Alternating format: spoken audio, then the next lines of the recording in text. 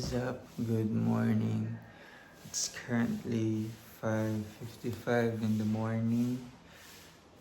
Maga tayo gising and I was planning to run and also mag-gym lang ngayon so that for the rest of the day, iba naman yung gawin ko, hindi na nakatuon sa gym and also sa jogging mamaya.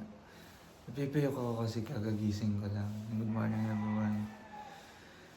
We are back on the game. So,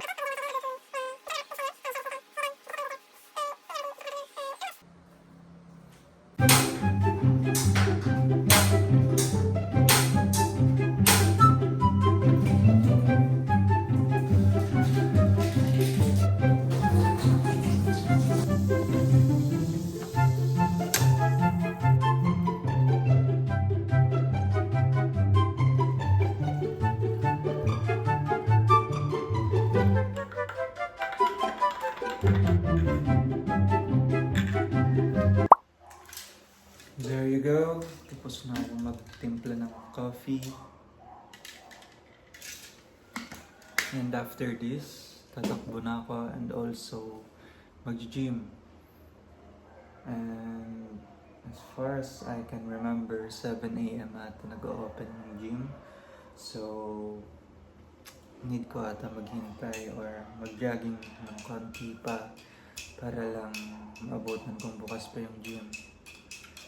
But after that, let me show you what happened yesterday. Hello everyone, and we are now here sa bago kong pinag-estayan dahil nga umalis na ako dun sa last apartment ko, and I want you guys to be with me dahil magliligpit tayo ngayon ng mga gamit ko since nasa loob pa sila ng mga maleta. Kailangan ko silang ilagay dito lahat yung mga damit ko. And after that, papakita ko rin sa inyo yung pinag-estayan ko ngayon and kung ano yung mga gamit na pinaglalagay ko. And ayun na nga, ilalagay ko muna kayo doon. Set up ko lang yung camera and let's go!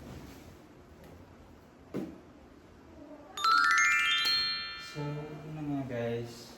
Well, nagtutupi ako. Gusto ko lang sabihin, gusto ko lang kwento why I started this channel on YouTube. At first,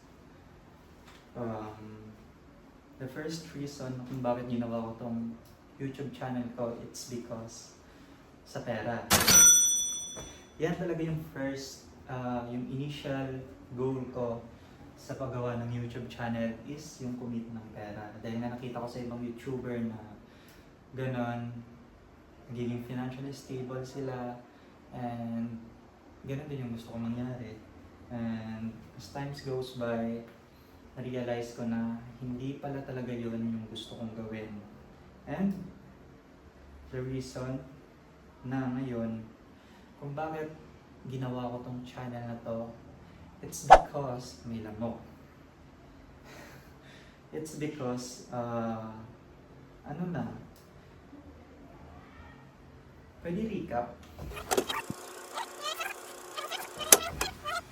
Okay. And now, the reason kung bakit pinagpatuloy ko yung channel na to, it's because all about me.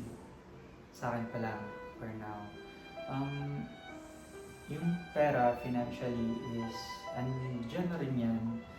Pero, yung goal ko na talaga is to make memories. For example, if mag-succeed kayo sa ganitong platform, and meron ako napopost na video, for example, every week.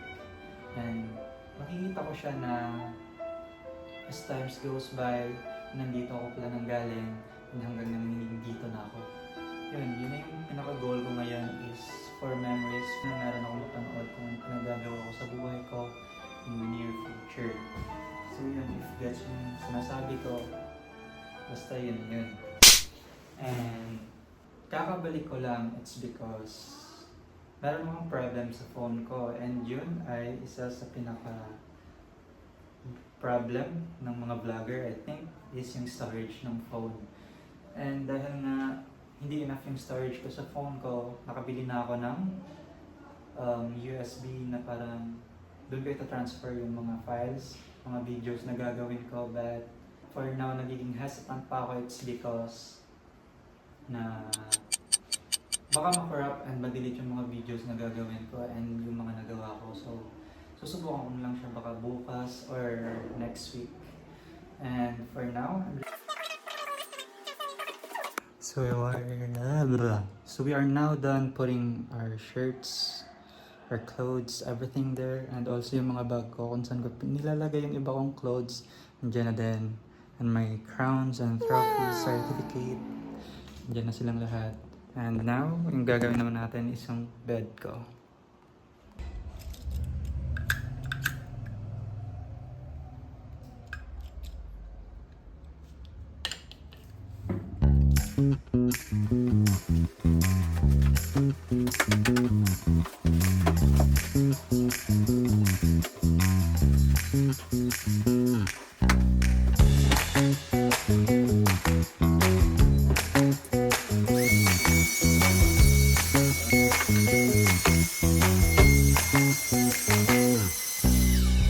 So we're done.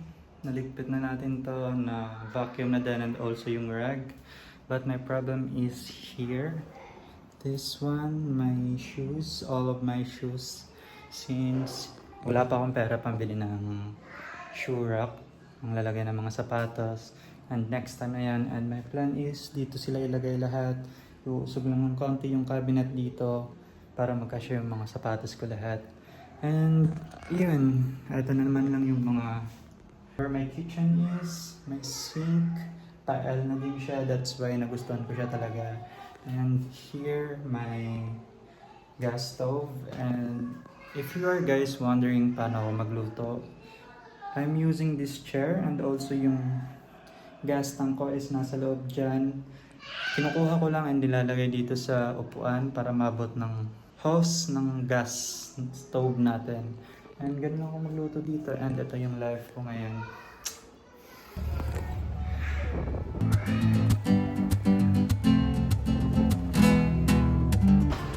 So we are now papasok na sa gym.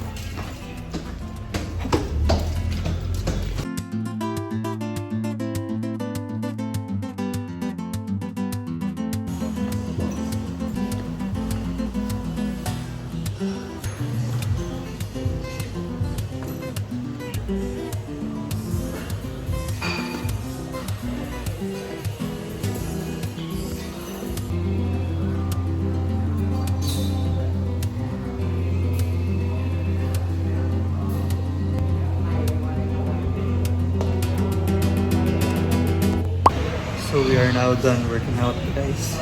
So what we did is chest workout.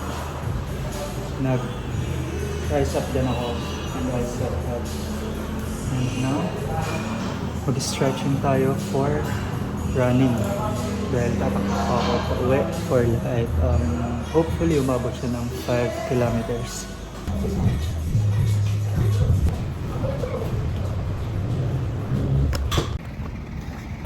Hello everyone.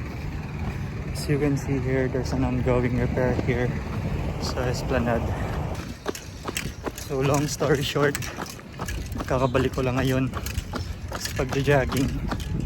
And this is my first time again running 5 kilometers. So I think medyo mahirap. This guys, kadaan ako nila even though ongoing yung construction here.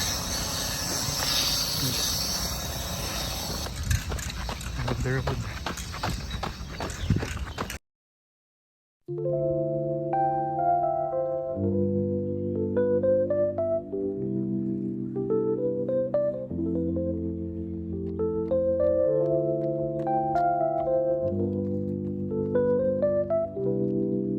So we are already here on the other side of Esplanade.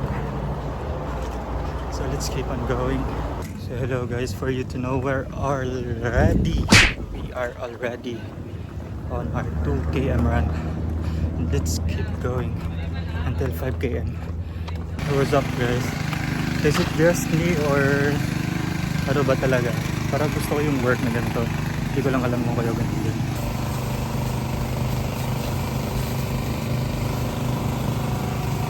So hello guys. Finally, we have reached 5 kilometers. But sadly, medyo dismayado lang ako dahil napaaga yung takbo ko. It's too early pa, mga around 4 pa lang siguro, and nag-expect ako na paglabas ko ng Esplanades makakahanap ako ng buko juice, but sad to say hindi pa sila nagpe-pwesto, and later pa sila siguro mga 5, so bawi na lang ako. Hi guys, since we are now done sa paglilinis doon kanina sa kwarto sa baba, and I'm here nasa rooftop dahil kukuha ko ng mga sinampay ko, and also nakaligo na din ako, and it's golden hour ngayon, and gusto ko ipakita sa inyo to guys.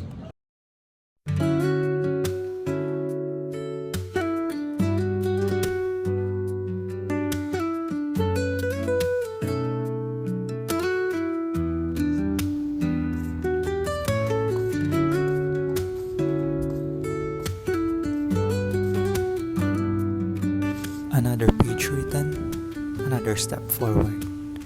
This is Jeremy Behador Diaries, and I'll see you on the next chapter.